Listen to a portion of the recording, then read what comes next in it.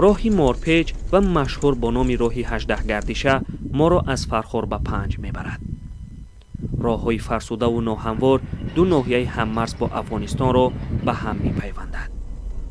از این راه ساکنان پنج هر روز به کلاب و دیگر جایها سفر میکنند. ما نیز حالا به پنج میرویم. سهراب خالفی 39 ساله در این ناحیه مرزی زندگی میکند. سهراب معلول و در پنج میانی ساکنان صاحب احترام است. در مرکز ناحیه در یک اتاق خرد با کامپیوترش به مردم خدمت میرساند. این آموزگاران به خدمت او احتیاج دارند. میگویند که کار معامله سهراب خالف آنها را به نزدش میکشد. زیاده از 5 سال پیشش میام، عموما معاملش خوبه. یگان کمبودی در برای معاملش نیست. سهراب خالف در دهه عرب و 9 کیلومتر دور از مرکز ناحیه پنج زندگی میکند. هر روز با این ماشین به جای کارش می آید. کار افتادگان منتظر او هستند.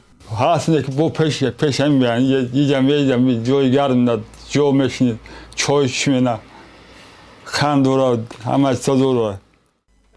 سهراب خالف تا 14 سالگیش سالم بود. سال 1997 در نزد خانه‌اشان تیری دیدو به کمرش رسیده است. از همان سال از پای رفتن باز مانده است. معالجه های طولانی نتیجه ندادند. برای رهیدن از بیماری و تنهایی دوستان پدرش توصیه می‌دهند که به او کسب آموزاند. با گفته خودش همین شغل او را از بیماری رهانده است. 283 سامانی نفقه معیوبی میگیرد و شکرانه میکند که شغل دارد و احتیاج به آن پول ندارد. غیر از تعمیر کامپیوتر و نگاهبین زنبوری عسل و چاروا مشغول است. پیش کار سر کردن دویم کسل بودم. در هر یک ماهیجه بودم. 2-3 ماه در دوشنبه در بالنیسا بدم. پدر من یک از توصیه میده که امیره سوادش چخله. پدر میگه خیلی سوادش سوزه.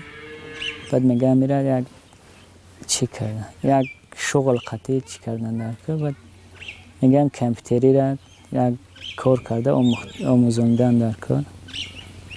بعد هم کامپیوتر را یاد گرفتیم. نه 2008 تا امروز همینجا کار کرده گشتیم تا حاضر. برای او بیشتر مادر زحمت کشیده است.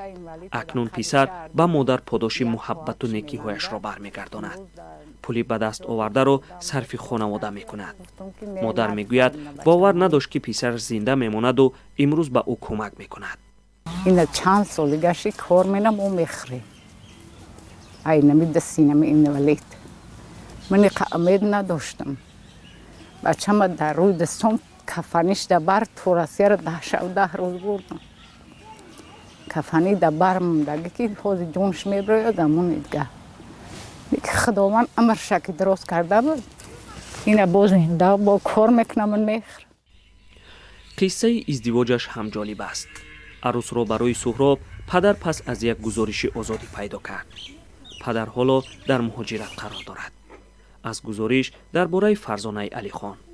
یک هفته پیش در خانه فرزانه و سهراب جشن بود. عروس را از ناحیه همدانی با راههای مارپیچ کوهی به پنج بردند.